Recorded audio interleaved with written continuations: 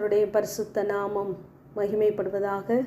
எரேமியா 15ஆம் அதிகாரம் 11ஆம் வசனம்.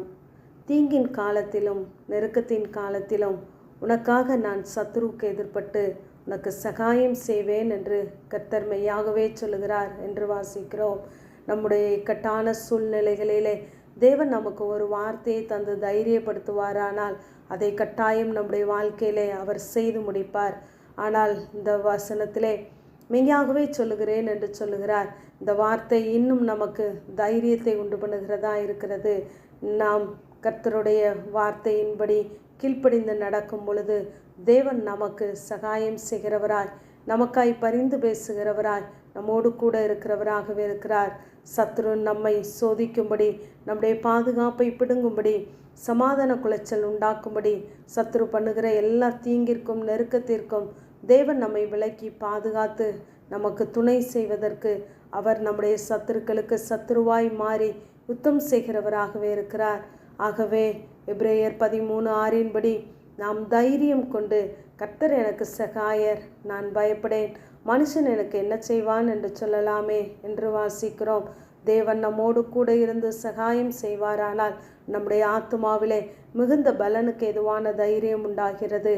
இங்கு தேவன் இஸ்ரவேல் ஜனங்களை வழி நடத்துவதற்கு பகலிலே மேகஸ்தம்பம், இரவிலே அக்கினி ஸ்தம்பத்தை கொடுத்து சகாயம் செய்து வந்தார். ஆனால் பார்வோன் இவர்களுக்கு தீங்கு செய்யும்படி, நெருக்கம் உண்டாக்கும்படி அவனுடைய இருதயம் கடினப்படுத்தப்பட்டது.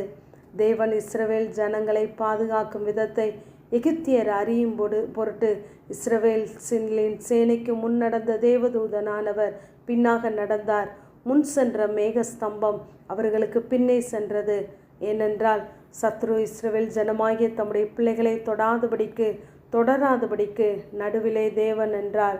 ஆனால் எகிப்தியருக்கு அந்த மேகம் அந்தகாரமான இருளாய் இருந்தது, இஸ்ரவேலருக்கு அது வெளிச்சமாய் இருந்தது. யாத்திராகமம் 14 நாம் வாசித்து பார்ப்போமானால் தேவன் இஸ்ரவேலரை பாதுகாக்க எகிப்தியருக்கு எதிர்ப்பட்டு தம்முடைய பிள்ளைகளுக்கு சகாயம் செய்தார் என்று பார்க்கிறோம். இதே போலவே நம்முடைய வாழ்க்கையிலும் நமக்கு முன்னே செல்லுகிற தேவன் நமக்கு சகாயம் செய்யும் கேடகமாய், நமக்கு மகிமை பொருந்திய பட்டயமாக கூட இருக்கிறார். எபிரேயர் 4:16 நாம் இரக்கத்தை பெறவும் சகாயம் செய்யும் கிருபையை அடையவும் தைரியமாய் கிருபாசன தண்டை கெட்டிச்சேர கடவோம் என்று வாசிக்கிறோம். தேவனுடைய இரக்கத்தையும் சகாயத்தையும் நாம் பெற்றுக்கொள்ள வேண்டுமென்றால் ஒவ்வொரு நாளும் தேவ சமூகத்தை நாம் தரிசிக்கிறவர்களாய் இருக்க வேண்டும். நாம் தைரியமாய் தேவனுடைய சமூகத்திலே சேரும் பொழுது தேவன் நமக்கு நன்மை செய்கிறார், சகாயம் செய்கிறார். அதிகாலையிலே தேவன் அதற்கு சகாயம் பண்ணுவார் என்று பார்க்கிறோம். அதிகாலையிலே சகாயம் பண்ணுகிற தேவனை நாம் அதிகாலையிலே ஒவ்வொரு நாளும் தேடுவோம். தேவனோடு கூட பேச பழகுங்கள், ஒவ்வொரு நாளும் அவரோடு கூட நடக்க பழகுங்கள். இப்படிப்பட்ட அனுபவங்கள் நம்முடைய வாழ்க்கையில் இருக்குமானால் தேவன் நம்மோடு கூட இருந்து நமக்கு சகாயம் செய்வார். ஆகவே நான் சோர்ந்து போகாதபடி, பயந்து போகாதபடி தேவனுடைய வார்த்தையை உறுதியாய் பற்றி கொள்ளுங்கள். சங்கீதக்காரன் சொல்லும் பொழுது, நீர் எனக்கு அடைக்கலமும் சத்துருவுக்கு எதிரே பலத்த துருகமுமாய் இருந்தீர் என்று சங்கீதக்காரன் சொல்கிறார். ஆகவே எகிப்தின் சேனை பின்னே, சமுத்திரம் முன்னே, ஆனால் நடுவிலே தேவன் என்றார். அதே போல நம்முடைய வாழ்க்கையின் நடுவிலே, மையத்திலே நமக்கும் சத்துருவுக்கும் தேவன் நடுவாக நின்று நமக்கு யுத்தம் செய்கிறவராய், சகாயம் செய்கிறவராய் கூட இருக்கிறார். ஆகவே எல்லா சூழ்நிலைகளிலும் தேவனுடைய வார்த்தையை பற்றி கொள்ளுங்கள், அவர் உங்களுக்கு சகாயம் செய்வாராக.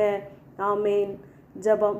பிதாவாகிய தேவனே, குமாரனாகிய இயேசு கிறிஸ்துவின் நாமத்தின் மூலமாய் உடைய சன்னிதானத்திலே வருகிறேன். கர்த்தர் என் பலனும் என் கேடகமுமாய் இருக்கிறார். என் இருதயம் அவரை நம்பி இருக்கிறது. நான் சகாயம் பெற்றேன் என்ற வேத வார்த்தையின்படி உடைய பிள்ளைகளுடைய இருதயம் ஆண்டவரே உண்மையே நம்பி இருக்கிறது. நீர் இவர்களுக்கு பலனும் கேடகமாய் இருந்து சகாயம் செய்யும்படியாய் ஜெபிக்கிறேன்.